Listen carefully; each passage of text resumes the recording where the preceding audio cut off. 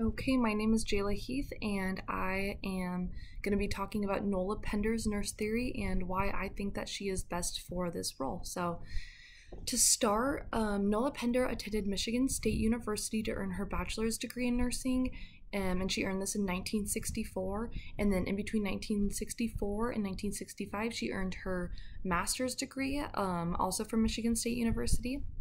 And then after she had earned her master's degree, she moved on to Northwestern University in 1969 and she earned her PhD. Aside from this, she has been awarded an honorary science degree from Widener University as well as a distinguished alumni award from Michigan State University School of Nursing in 1972. So Nola Pender has a lot of education and a lot under her belt, and she's done a lot of research and a lot of school in general. So she is just a very educated person, especially in the field of nursing. So why did Nola Pender develop this theory? So Nola Pender developed this theory after working in the medical setting, during while she was working in the medical setting. When she was working, she saw that a lot of patients would only come to the hospital in time of crisis, and it was always like this whole build up to their crisis, and never these patients weren't really seeking help before then.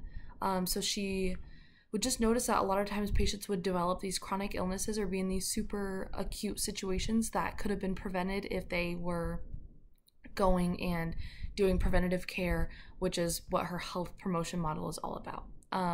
So she believed that by creating the health promotion model, it would promote patients to seek preventative care instead of just coming into the emergency department and all of a sudden needing really acute care, maybe in the ICU and all the other floors of the hospital. So this theory is seen and it's practiced in outpatient clinics. So when you think of that, think about going and seeing like an annual PCP for a physical, getting blood work done. This can vary from person to person depending on what medications are on and age and family history and their own medical history. But for women, this includes like gynecology appointments, and then as people get older, a lot of the times there are other appointments and other annual exams or every 5 years stuff such as colonoscopies. And so it depends from person to person, but that's why it's so important that you're meeting with the PCP regularly, so that way you know what you need done for yourself, and that way you know that it isn't going to you're not going to miss a bunch of appointments and all of a sudden find out that you are in the late stages of a chronic illness. So the point of this is that, in the health promotion, is that you'll see what needs to happen when your symptoms are mild or you have no symptoms at all. So why I chose Nola Pender's nurse theory. So I chose her theory because I have worked in a hospital myself as a nursing assistant, and now I work as a nurse.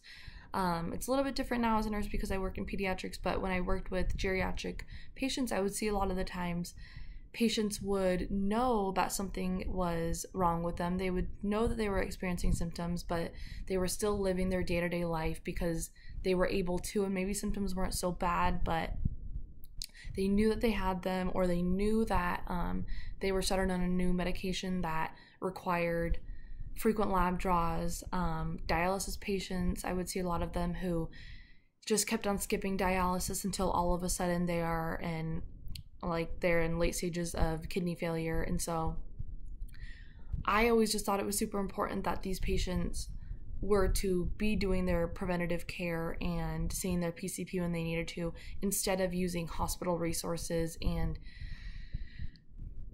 taking up all this time and effort for themselves to stay in the hospital. So I always just thought it would be so much better if patients were to just see their PCP and do what they needed to do, instead of having this crisis and putting their own lives in danger. And so that's why I chose this, because I loved how everything about this theory is about keeping people healthy and happy. So I think that Nola Pender's is the best because it shows that she really cares about patients and their well-being and their livelihood by promoting preventative care and this health promotion model. So I think that Nola Penders is the best, and I think that she deserves this role. Thank you for watching.